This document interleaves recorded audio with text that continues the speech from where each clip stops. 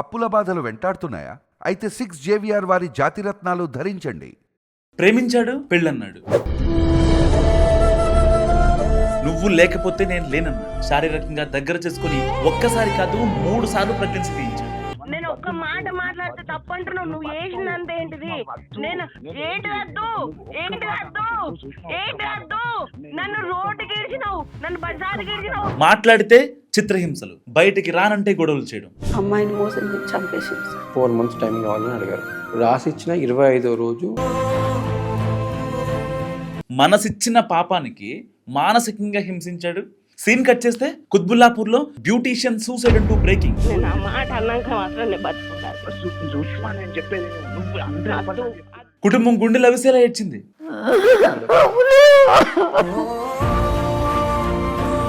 దురదృష్టం ఏంటంటే ఈ అమ్మాయి సూసైడ్ చేసుకున్నాక నిజంగానే తన తండ్రి గుండె పగిలింది. అనారోగ్యంకి ఈ బాధ కూడా తోడైంది. చెల్లి చనిపోయిందన్న బాధ కూడా తోడైంది. నాన్నగారు కూడా కాలం చేశారు. కూతురి చావుకు కారణమైన వాళ్ళు కళ్ళెదుటి జల్సాలు చేసుకుంటూ కాళ్ళు ఎగరేసుకొని తిరుగుతుంటే ఆ తల్లి హృదయం ఎలా ఉంటుందో ఒక్కసారి ఆలోచించండి.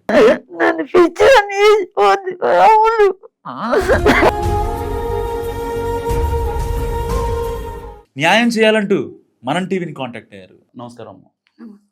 మీ పేరమ్మా? రాదా అసలు ఏం జరిగింది? ఎలా చనిపోయింది మీ అమ్మాయి?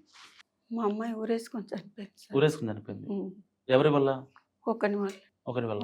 అజయ్ అనేటోడు. అజయ్ అన్నట్టు. వీళ్ళిద్దరు రిలేషన్ లో ఉన్నారా? ఫ్రెండ్స్ అని చెప్పింది ఫస్ట్. ఎన్నేళ్ళకి చెప్పింది మీకు ఫ్రెండ్స్ అని? 5 సంవత్సరాల నుంచి.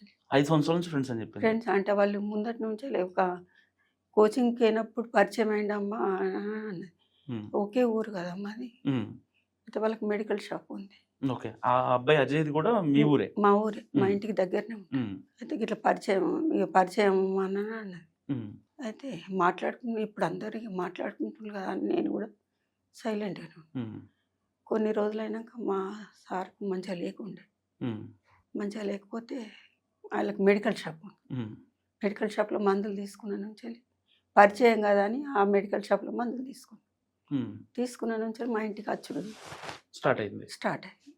3 సంవత్సరాలు. అంటే అబ్బాయి మీతో కూడా ఆ రిలేషన్ మెయింటైన్ చేశాడా? అంటే ఇంటి దగ్గర రావడం, మిమ్మల్ని పలకరించడం? అంతకుముందు రాకపోతుండే, ఫోన్లలో మాట్లాడుకుంటారు. 3 సంవత్సరాల నుంచి అయితే ఇక మెడికల్ షాప్లో తీసుకున్న నుంచి ఆయన అచ్చుడు, మందులు ఇచ్చుడు, ఇచ్చే ఇట్లా వాడాలని చెప్పుడు. అమ్మ సార్కి ఆరోగ్యం మంచిగా లేదు. అప్పటి నుంచి ఇంటికి వచ్చాడు. మాకు కిరాణా షాప్ ఉండే. షాప్లో కొంచెం కూర్చొని పోతుండే. అట్లనే కూర్చొని పోతే గంతే అనుకున్నా నేను కూడా. పరిచయం ఉంటే మాట్లాడుకుంటారు కదా అని అనుకున్నా. ఇక అట్లనే ఇంటికి వచ్చుడు చేసుడు ఇదే. షాపులనే కూకుందరు, మరి లోపలికి కూడా రాకపోదురు. ఆమె షాపులో వచ్చి కూర్చుని ఇంట్లోనేనా మేము అందరం మాట్లాడుకుంటా కూకుంటుంటే ఇక అట్లనే ఇక వాళ్ళకి ప్రేమ మొదలైందో మరి ఎట్లయిందో కానీ అమ్మాయిని మోసం చేసి చంపేసిండు సార్. చనిపోయినాక మాకు ఇవన్నీ తెలిసినాయి. ఇట్లా పెళ్లి చేసుకుంటాను అని ఈయనకు ఫోటోలు చూసినాకనే అడిగిపించిన. 3 నెలల ముందు అడిగిపించిన. అమ్మాయి చనిపోకముందు 3 నెలల ముందు అడిగిపిస్తే వచ్చి చెప్పిండు మాతోటి కూడా. పెళ్లి చేసుకుంటా, నేను సుష్మని పెళ్లి చేసుకుంటా, పెళ్లి చేసుకొని ఉద్దేశం లేనిది మేము ఇట్లా ఎందుకు మాట్లాడుకుంటాం అది ఇదన. పెళ్లి చేసుకుంటా అంటే అందరితో పెళ్లి చేసిస్తా బాబు నేనన్నా. మా అబ్బాయి అన్నాడు, కట్నమైన వస్తా బిడ్డ అని అన్న. కట్నం మీకు ఎంత కావాలంటే అంత కట్నం కూడా ఇస్తా, కట్నం కూడా ఇస్తా అన్న.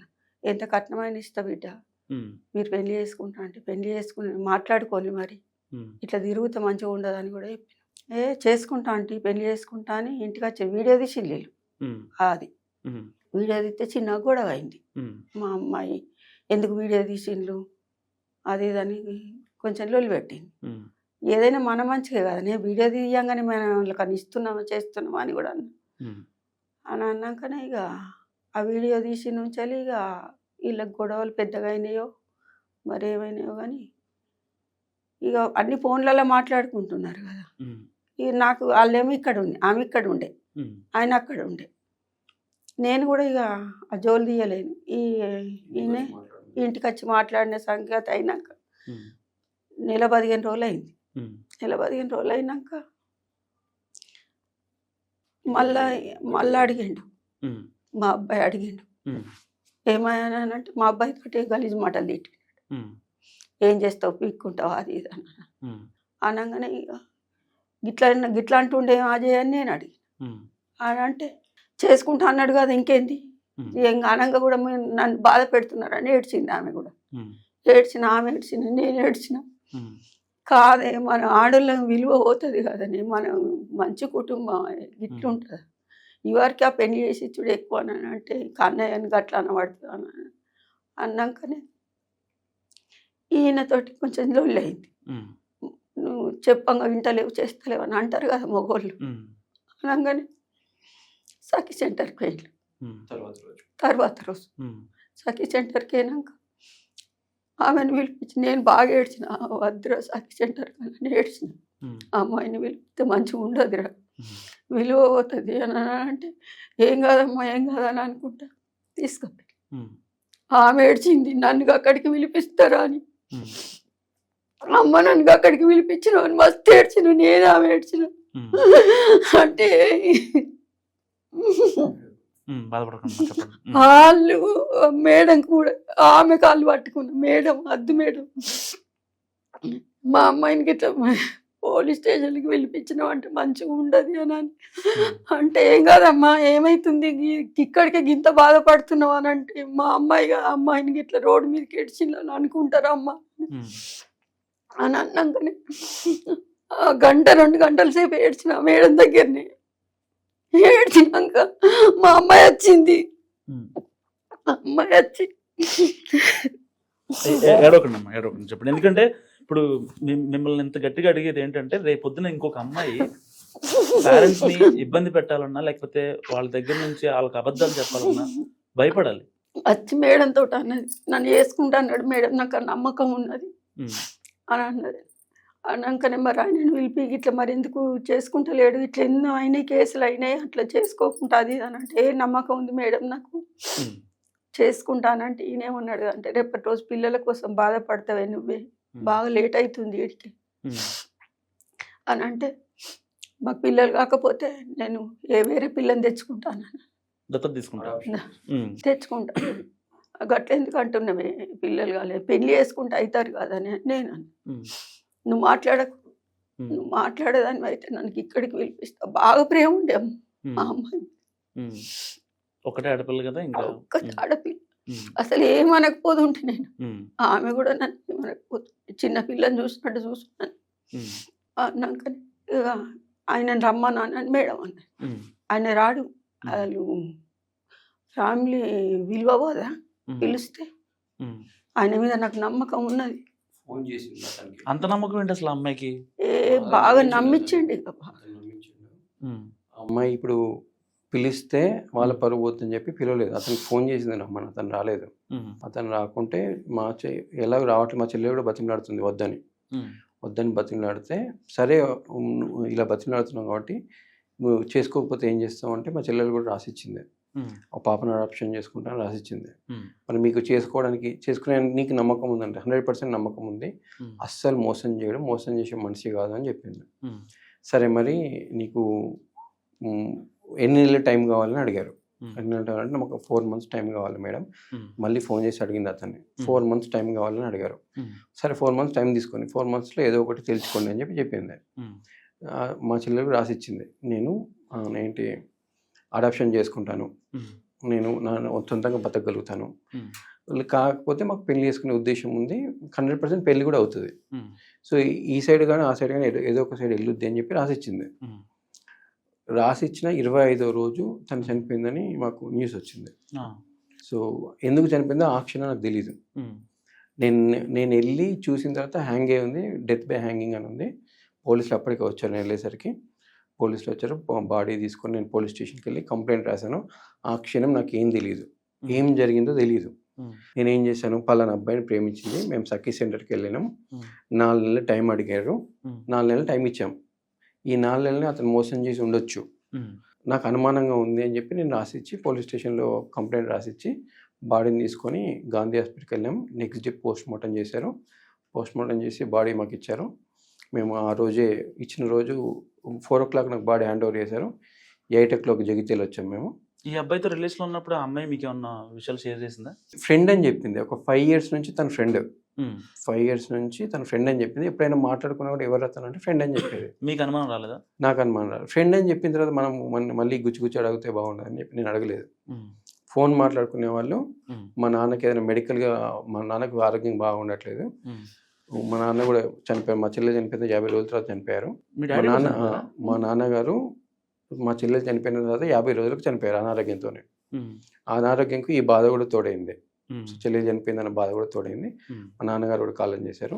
సో మా నాన్నగారు సిక్గా ఉన్నప్పుడు మందులు తీసుకుని వచ్చేది. అతను మందులు తీసుకొని ఇచ్చేవాడు. సో అలా ఫ్రెండ్స్గా ఉన్నారు కదా అని తెలిసింది. నాకు ఎప్పుడు డౌట్ వచ్చిందంటే, నేను తన ఫోన్ తీసుకొని ఒకసారి చూసినప్పుడు తన ఫోన్లో మా చెల్లెలు ఆ అబ్బాయి ఇద్దరు క్లోజ్గా ఉన్న ఫొటోస్ కనిపించాయి. ఓకే, మీ చెల్లెలి ఫోన్లో? మా చెల్లెలి ఫోన్లో అతను మా చెల్లెలు ఇద్దరు క్లోజ్గా ఉన్న ఫొటోస్ కనిపించాయి. నేను ఆ ఫొటోస్ మా చెల్లెకి చూపించాను. మా నాన్నకు కూడా చూపించలేదు. నేను మా చెల్లెలకి చూపెట్టి ఇది ఫ్రెండ్షిప్ లాగా లేదు, ఏంటిది మీ సంగతి అని అడిగితే అప్పుడు ఓపెన్ అయ్యి చెప్పింది. 5 ఏళ్ల తర్వాత మీకు ఆ ఫోటో చూసాక క్లారిటీ వచ్చింది. అవును. అప్పుడు మాకు, నేను గట్టిగా అడిగితే మాకు చెప్పింది, నేను అతన్ని లవ్ చేస్తున్నాను, మాకు పెళ్లి చేసుకునే ఉద్దేశం ఉంది. అంటే పెళ్లి చేసుకునే ఉద్దేశం అంటే 5 years నుంచి ఎందుకు లాగుతున్నారు? 5 years అనేది చాలా ఎక్కువ టైం. మా చెల్లెలకి ఏజ్ 30 నుంచి స్టార్ట్ అయింది. 35 వరకు వాళ్ళు సాగదీస్తూ వచ్చారు.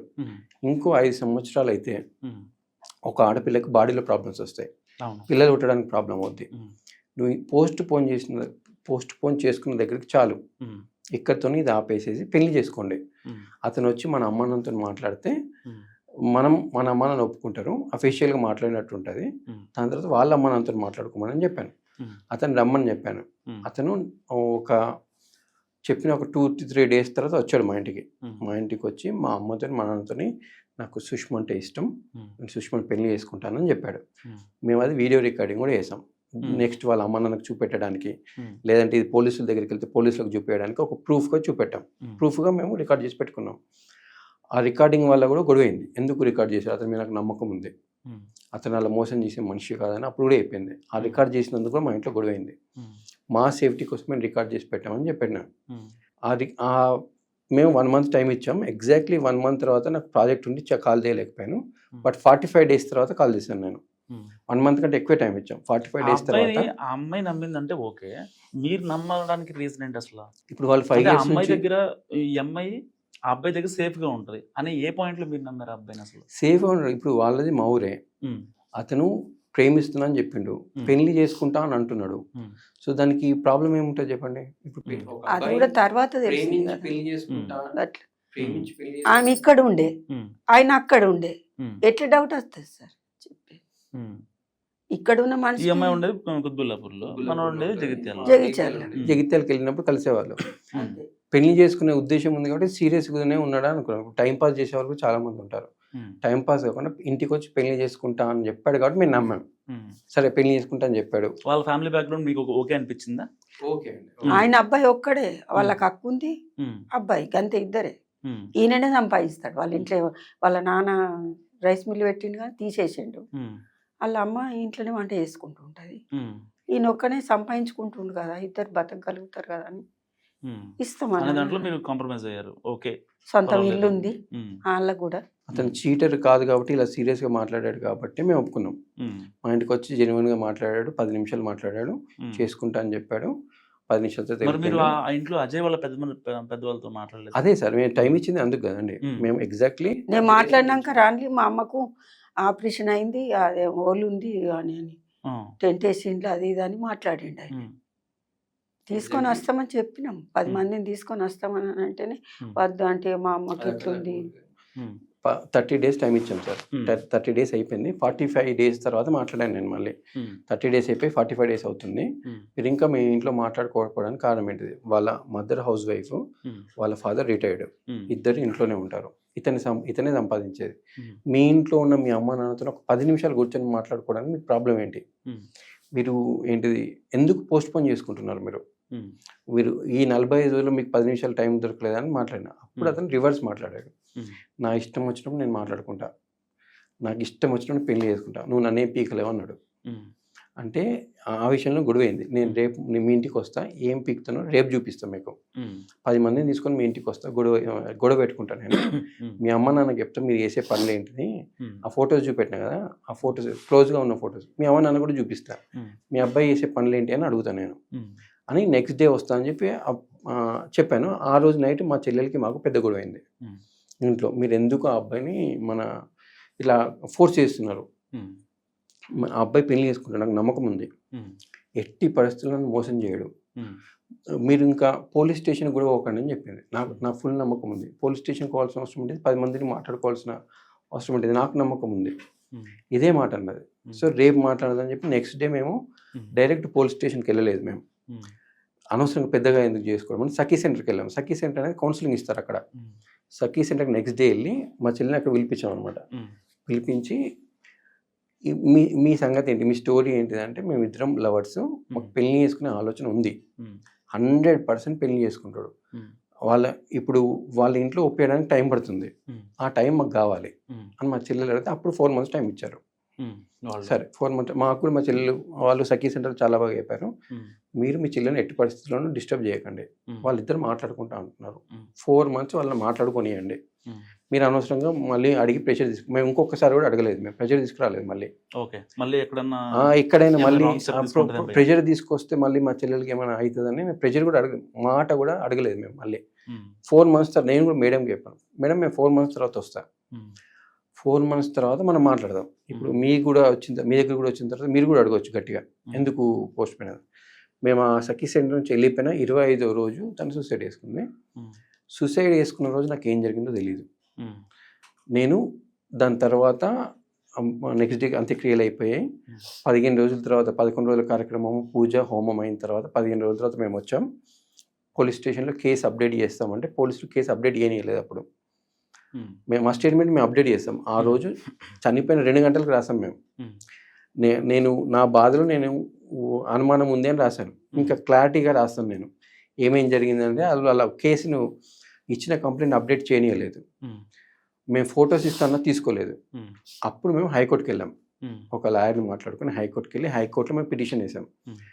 ఈ ఫొటోస్ మేము మా దగ్గర ఉన్న ఫొటోస్ వాళ్ళకు ఇచ్చేసి ఒక పిటిషన్ వేసుకుంటే వాళ్ళు అప్పుడు సెక్షన్ 192 నుండి 108 చేశారు. అంటే కేవలం తనంతట తాను సూసైడ్ చేసుకోలేదు, ఒకరు ఈ సూసైడ్ కారణం అని చెప్పి ఆ సెక్షన్ అనమాట 108 సెక్షన్ 108కి మారింది. అప్పుడు మేము మళ్ళీ పోలీస్ స్టేషన్కి వచ్చాము. పోలీస్ స్టేషన్కి వచ్చి సెక్షన్ మారిన తర్వాత మేము ఎవిడెన్సెస్ పోలీసులకు మళ్ళీ ఇచ్చాము. ప్లస్ మా బ్యాంక్ స్టేట్మెంట్స్ అడిగారు. మా చెల్లెలి అకౌంట్ నుంచి అతని అకౌంట్కి దగ్గర 9 లక్షల వరకు ట్రాన్స్ఫర్ అయింది. అతను మెడికల్ షాప్ పెట్టుకుంటామంటే మేము కూడా డబ్బులు ఇచ్చాము. మీరు డబ్బులు ఇచ్చారా? మా అమ్మ నేను ఇచ్చిన 5 లక్షలు ఒకసారి ఒకసారి ఇవ్వలేదు, బ్యాంకు నుంచే తీసుకున్నాడు. 2 లక్షలు అయితే ఒకసారి ఇచ్చాను. ఓకే, అంటే ఇక మీరు పెళ్లి చేసుకుంటారు, వీళ్ళు సుఖంగా ఉంటారు అనే యాంగిల్లో మీరు డబ్బులు ఇచ్చారు. ఇక అప్పుడైతే మెడికల్ షాప్ పెట్టుకుంటామంటే బాగా పరిచయం అయిపోయింది. ఇక 3 సంవత్సరాల నుంచి ఇంట్లోకి అలవాటు అయిపోయాడు. అంటే ఇక ఆయన రాకపోవు ఇంటికి, ఈమె వస్తేనే ఎప్పుడన్నా ఒకసారి వచ్చు, లేకపోతే రాకపోవు. ఇంటి ముంగటికి వెళ్ళి పోతుండే. మాకు పక్కకే ఒకటి హాస్పిటల్ ఉంది, నరార్ హాస్పిటల్ అని, అది బొక్కలది. అన్నకు మెడికల్ షాప్కు మందులు ఇస్తుండే అన్నట్టు. రోజు అట్లా పోతుండే, రోజు 2-3 సార్లనన్నా పోతుండే హాస్పిటల్కి మందులు ఇచ్చడానికి. గంతే పరిచయం. కానీ ఇక బయట నుంచి అయితే చూసుకుంటా పోము. ఎప్పుడన్నా అమ్మాయి వస్తే ఇంటికి వచ్చు, అబ్బాయి వచ్చినా వచ్చిండు. మీరెంత ఇచ్చుంటారు మొత్తం ఓవరాల్ గా? అబ్బాయి 7 లక్షలు. 7 లక్షలు. 7 లక్షలు. మీ అమ్మాయి తరుగా చెల్లెక్క నుంచి కూడా ఒక 5-6 లక్షల వరకు వెళ్ళాయి. ఇంకెక్కువనే పోయినాయి కానీ గంతే ఉన్నది. 9 లక్షల ప్రూఫ్ ఉంది. ఆమె చేసిన నేను ₹1 అడగకపోదు. అమ్మ నేను మరి అది పెట్టుకుంటా, బ్యూటిషియన్ పెట్టుకుంటా అంటే నేనే ఇస్తాను ఇంకా 10 లక్షలు అని కూడా అన్నా. పెట్టుకుంటా అంటే 20-30 లక్షలు అయితే అమ్మ అని అంటే మరో 10 లక్షలు ఇస్తానే పెట్టుకోమని కూడా అన్నా. అసలు ఆయన పరిచయం అయిన నుంచి కూడా ఈ 2-3 సంవత్సరాల నుంచి కూడా మస్తు సంబంధాలు చూసిన నేను. చూస్తే అద్దమ్మ నేను షాప్ పెట్టుకున్నాకనే ఎవరన్నా మంచి వాళ్ళతో వేసుకుంటే అక్కడనే సెటిల్ అవుతా అది ఇది అని మాట్లాడుతుండే. అట్లా నమ్మినా నేను. ఓకే, కెరియర్ సెట్ చేసుకుంటా అంటే సరికి ఇంకా మీరు నేను డబ్బులు ఇస్తారా కూడా ఇప్పుడు చనిపోయిన తర్వాత తెలిసింది ఈ రీజన్ వల్ల క్యాన్సిల్ చేసుకుంటాను. ఎన్ని సంబంధాలు చూసినా ఏడుస్తుండే. నేను నాకు ఆయన నచ్చలేరు, వీళ్ళు నచ్చలేరు, నేను నన్ను అర్థం చేసుకునేటోళ్ళు కావాలి అని అర్థం అంటే ఎట్లా చేసుకుంటారు అని అడుగుతుంటే పెళ్ళైనాక వాళ్ళే అర్థం అవుతారు. అర్థం అంటే ఏంటిదే అని అంటే కూడా నీకు తెలియచ్చే, నువ్వు ఆ కాలం మనిషివి, నీకు తెలియదు ఇప్పటి సంగతి అంటుండే. అట్లా బెదిరిస్తాను. నేను ఒక్కనాడు కూడా ఆమె పేరు పెట్టి అమ్ములు అమ్ములు అనే పిలుచుకుంటుంటే ఎప్పుడైనా అమ్ములు ఏం దగ్గర ఇట్లా ఎత్తున్నావు అని అంటే, లేదమ్మా నీకు తెలియదు, నువ్వు ఇంట్లోనే కూర్చుంటావు కదా, నేను ఇప్పటి వాళ్ళ సంగతి నీకు తెలియదు అంటుండే. అట్లా ఎన్ని రోజులే చెప్పు మరి అని అనుకుంటే ఏడుస్తుంటే, ఏడ్చినా కానీ చేసుకుంటాను అమ్మ చేసుకుంటాను, నాకు కూడా పిల్లలు కావద్దు చేసుకుంటా అంటుండే. మీతో ఫీల్ ఫ్రీగా ఉండేదా అమ్మాయి? మీతో ఫీల్ ఫ్రీగా ఉండేదా? అంటే ఈ విషయాలు చెప్పకపోతుండే కానీ అన్ని పైసలు వచ్చినాయి చేసినాయి, గింత సంపాదించిన గంత సంపాదించి, నేను గిటు పోతున్నామా గటు పోతున్నాను రోజు 4 సార్లు ఫోన్ చేసి అమ్మ నేను అజయ్ తో బయటకు వెళ్ళిన విషయాలు ఏమన్నా షేర్ చేసుకుందాం మీతో? ఒక్కసారి చేసుకుంది తిరుపతి పోంగ వచ్చి అడిగిండు నన్ను. వాడు ఓకే, అజయ్ మీ ఇంటికి వచ్చి అడిగిండు తిరుపతి దొరకపోతున్నా అంటే ఇప్పుడు ఎందుకు తిరుపతి అని నేను పెళ్ళైనాక పోవచ్చు కదా నన్ను అంటే, లేదు అంటే అట్లా అందరం పోతున్నాం అక్క వాళ్ళు వాళ్ళు ఇలా అంటే నమ్మిన నేను. మా అక్క వాళ్ళతోటి పోతున్నాను అంటే నమ్మిన, అందుకు పంపించారు. అందుకు పంపించారు. అమ్మ వాళ్ళు అక్క వాళ్ళు అందరం పోతున్నాం అని అంటే ఈ గోవాకైనా సంగతి తెలియదు నాకు. ఇక తిరుపతి ఉంటారుగా అంటే వాళ్ళ ఫ్రెండ్స్ తోటి వేయండి కానీ ఫోటోలు వెనక సీరు ఫోటోలు చూపిస్తే తెలిసింది తిరుపతి అయిన సంగతి. ఒక్కసారి ప్రెగ్నెన్సీ అంటేనే ఆడపిల్ల ఇంట్లో చెప్పేసి నేను నమ్మిన ఏ విషయమైనా షేర్ చేసుకుంటున్నాను నాతో. ఏ విషయం ఇలా తిన్నది గీ బిర్యానీ తెచ్చుకొని తిన్నా, గీ ఇలా గీదే కూర వండుకున్నా, ఇవన్నీ చెప్పింది. ఇక గవి ఏవైనా కానీ మా అమ్మ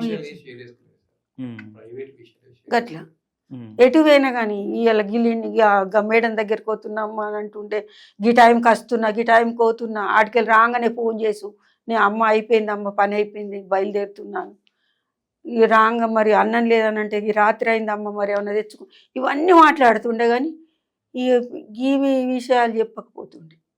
నిజంగా 3 సార్లు ప్రెగ్నెన్సీ తీయించుకుందంటే అసలు నాకు నేను నమ్మినా కానీ గిట్లా ఏతుందని అనుకోలేదు సార్. అసలు అమ్మాయి అని బాగా పిచ్చి ప్రేమ ఉండే. ప్రేమ అంటే వాళ్ళకి ఏం దెబ్బ తగిలినా కానీ వారం రోజులు వచ్చి ఉండిపోతుంటే ఆమె విలిపించుకుంటూ ఉంటే. ఏంటిదంటే మెయిన్ రీజను అతను నమ్మించి మోసం చేయడం, 3 సార్లు ప్రెగ్నెన్సీ తీయించడం.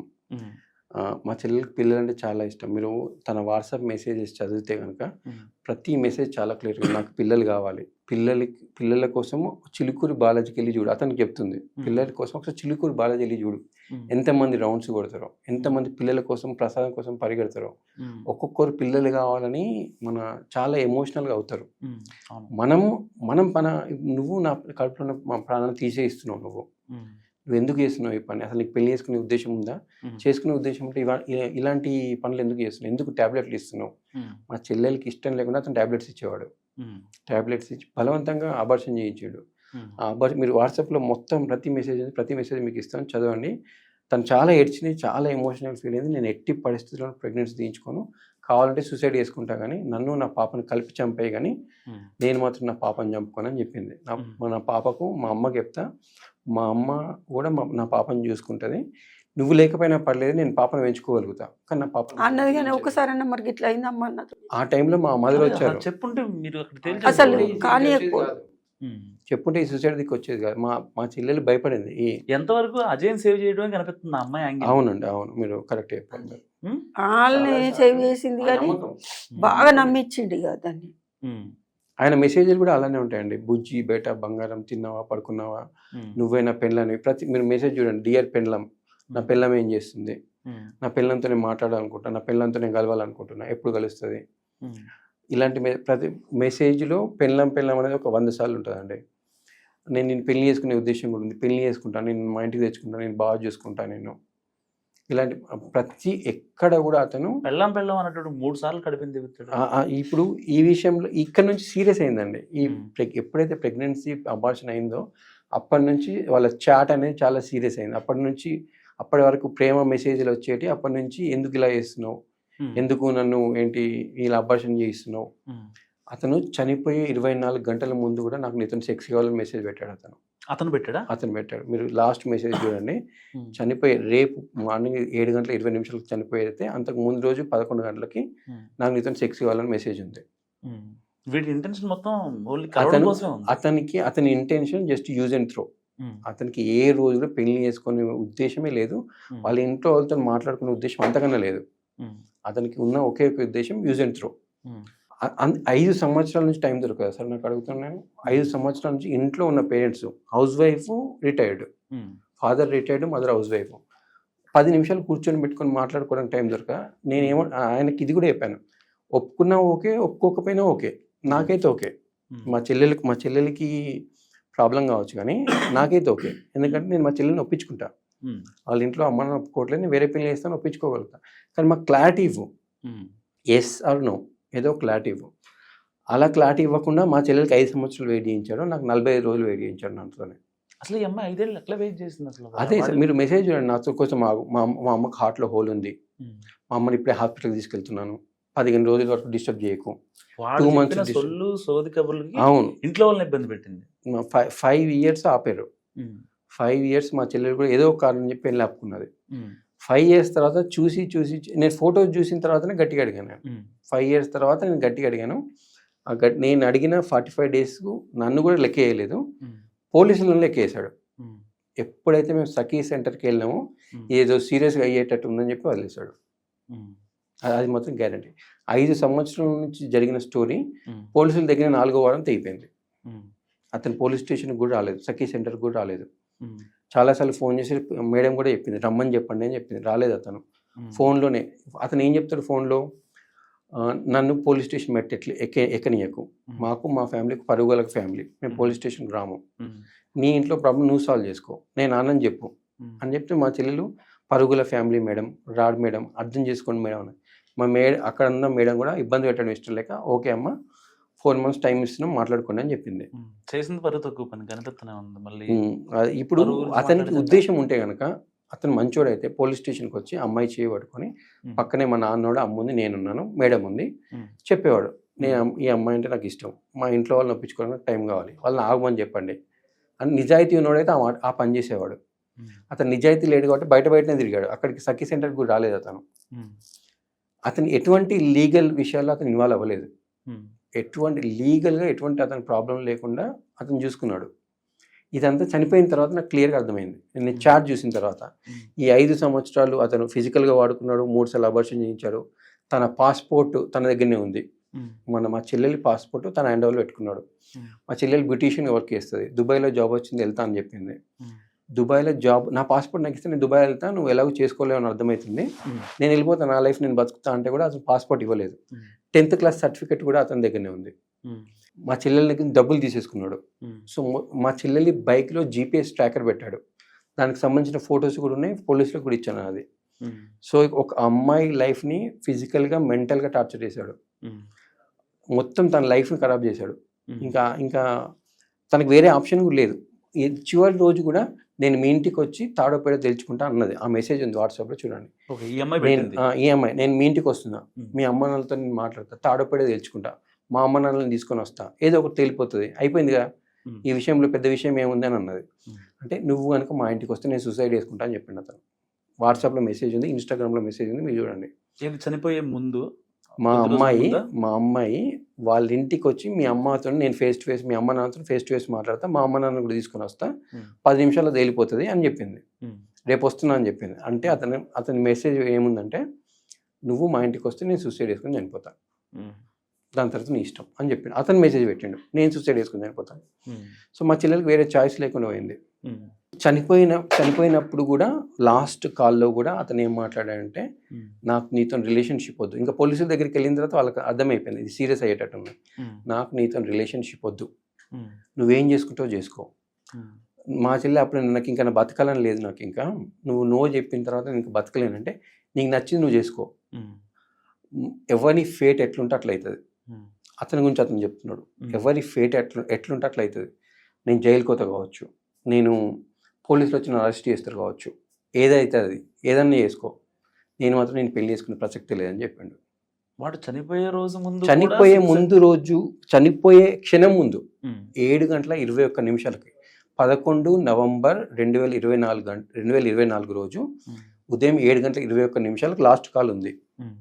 10 నిమిషాలు మాట్లాడారు, 10 నిమిషాలు మాట్లాడు, ఆ ఫోన్ కట్ చేసి సూసైడ్ చేసుకుంది. ఆ ఫోన్లో క్లియర్గా చెప్పేసి నేను చేసుకోను, నేను ఏం చేసుకుంటావు చేసుకో.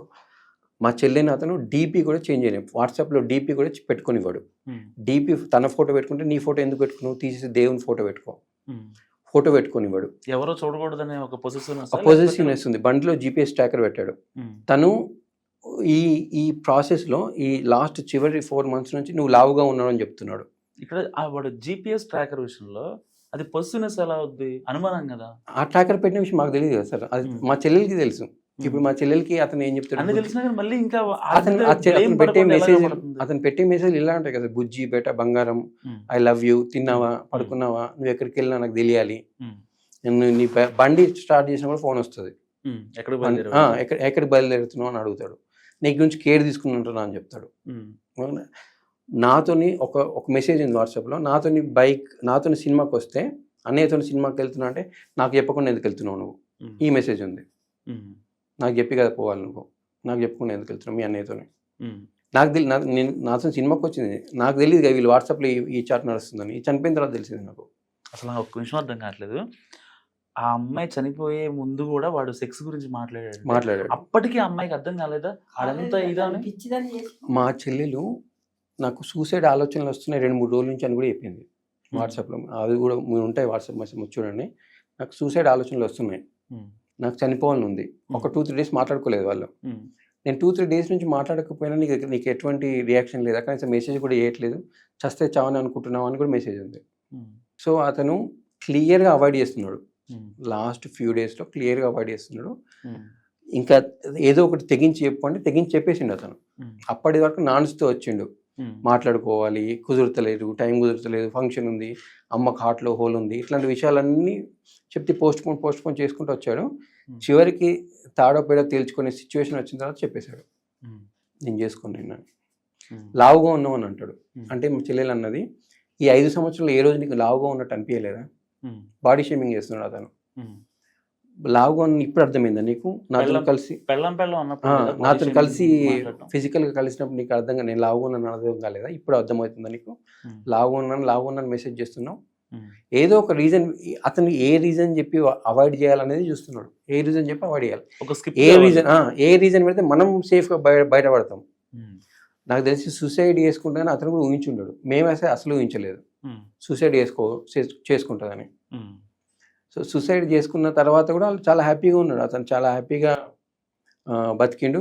ఎంగేజ్మెంట్ కూడా చేసుకున్నాడు. ఇప్పుడు ఎంగేజ్మెంట్ ఎంగేజ్మెంట్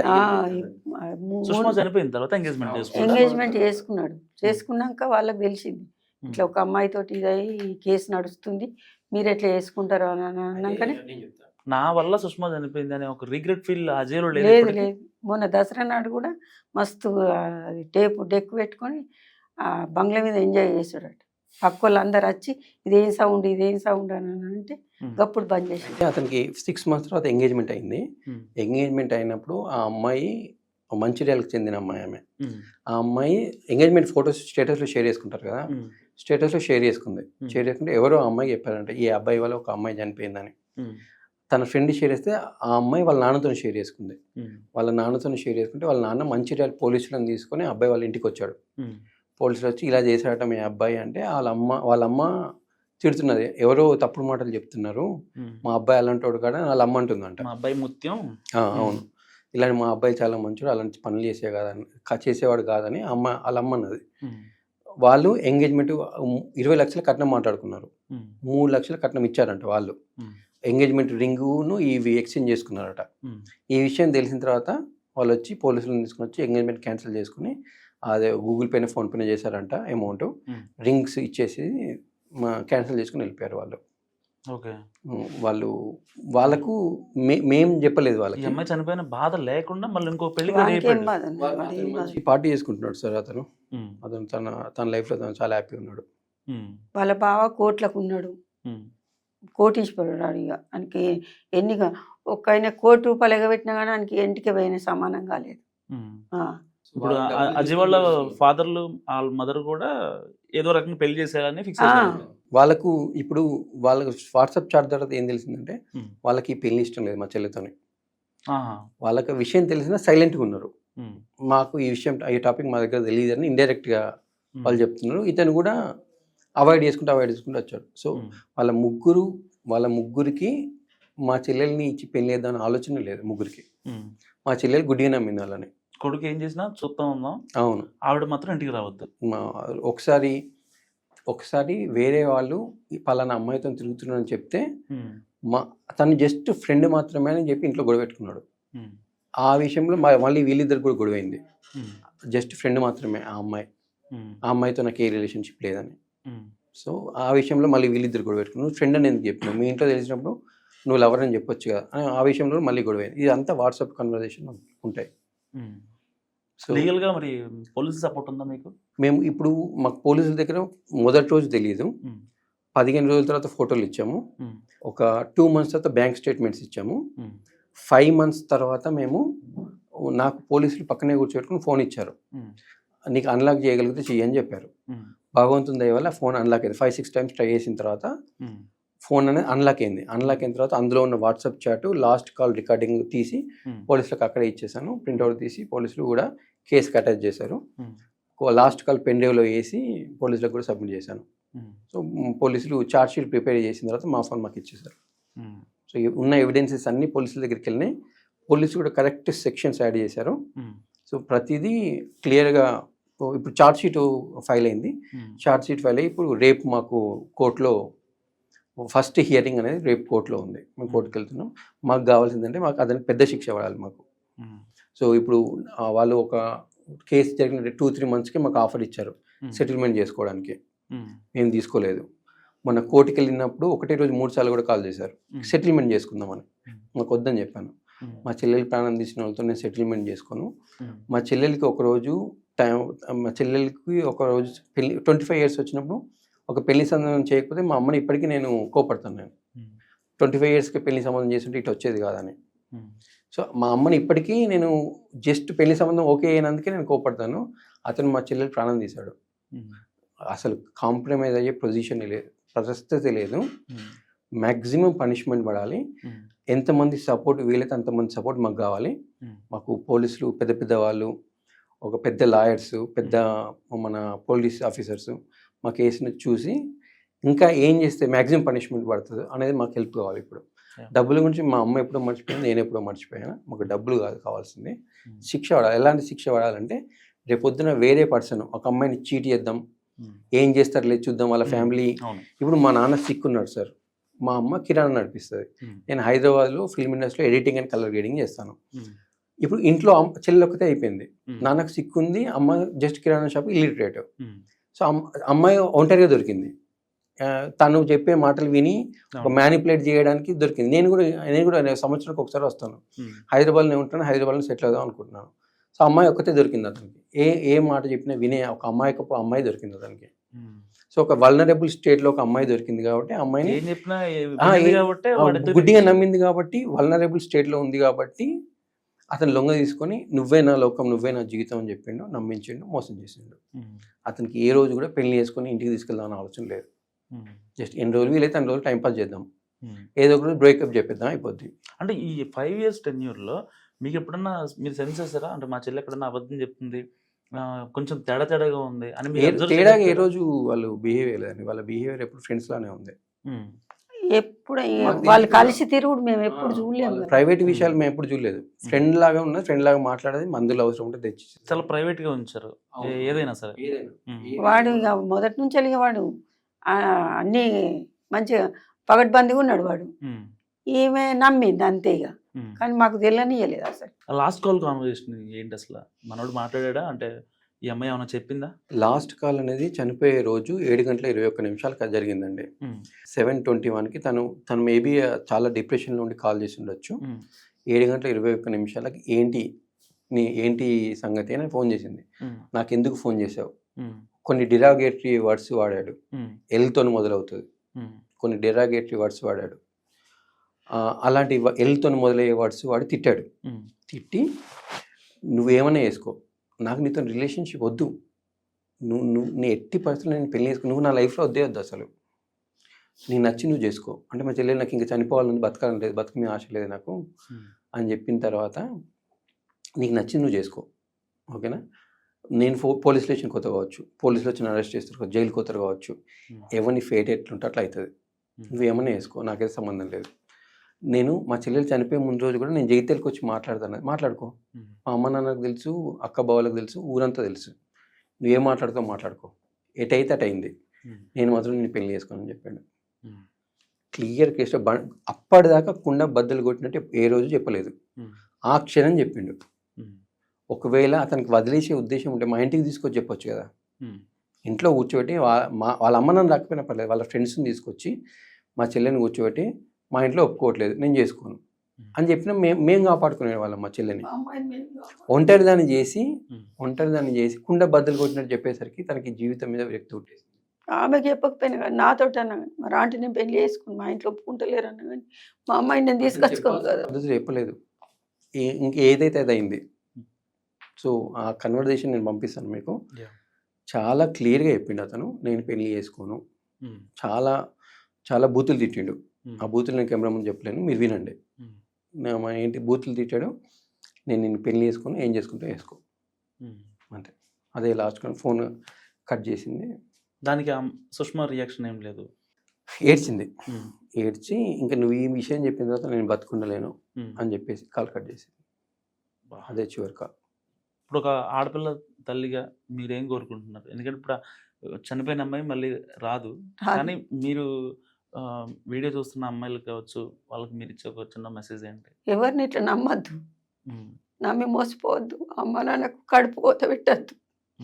నేను ఎట్లా ఏడుస్తున్నాను, ఎవరి అమ్మ నాన్న అట్లా ఏడద్దు, వారికి శిక్ష పడాలి అంతే. సో ఇది విన్నారు కదా సుష్మా అజయ్ స్టోరీ. సో ఏదేమైనా ఒక మగాడిని ఎంత వరకు నమ్మాలో అంతకన్నా ఎక్స్ట్రీమ్ పొజిషన్లో అమ్మాయి నమ్మి ఇంట్లో వాళ్ళని మోసం చేసి వాళ్ళకి ఏం చెప్పకుండా వాళ్ళకి దాచి, సో ఇప్పుడు ఫైనల్గా వీళ్ళకి శోకాన్ని మిగిల్చింది. పోనీ ఇంత అబద్ధాలు చెప్పి ఆవిడ ఏమన్నా సుఖం ఉందా? ఆవిడ ఇవాళ కనీసం ఆవిడ జీవితాన్ని ప్రశాంతంగా బతకలేక ఆ శోకం చనిపోయింది. సో ఇన్ని చేసినా అజయ్ మాత్రం హ్యాపీగా ఉన్నాడు. సో ఇలాంటి కష్టం మరి ఏ తల్లికి రాకూడదు. ఏ అమ్మాయి అయినా సరే చాలా జాగ్రత్తగా ఆలోచించి మీ బాయ్ ఫ్రెండ్ విషయంలో కావచ్చు, మీ లైఫ్ విషయంలో కావచ్చు, ఇంట్లో వాళ్ళు ఇబ్బంది పడతారు, మీరు ఆలోచించాల్సింది నిజంగా బాయ్ ఫ్రెండ్ గురించో భర్త గురించో కాదు, ఇంట్లో అమ్మా నాన్న అక్క తమ్ముడు గురించి ముందు ఆలోచిస్తే నిజంగా ఇలాంటి ఒక తల్లి ఇవాళ ఏడ్చే పరిస్థితి రాదు. సో ఈ వీడియో గురించి మీరేమనుకుంటున్నారో నాకు కామెంట్స్ రూపంలో చెప్పండి. చూస్తున్నాను.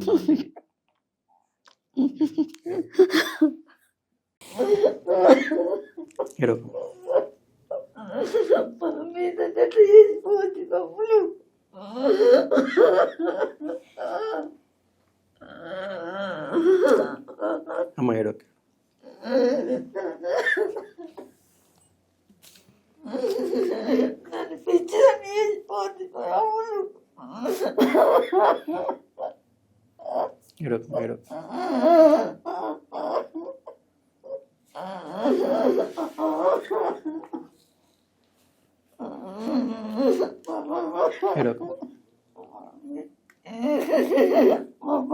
సంవత్సరం అవుతుంది మమ్మల్ని కాగానే రావట్లేదు.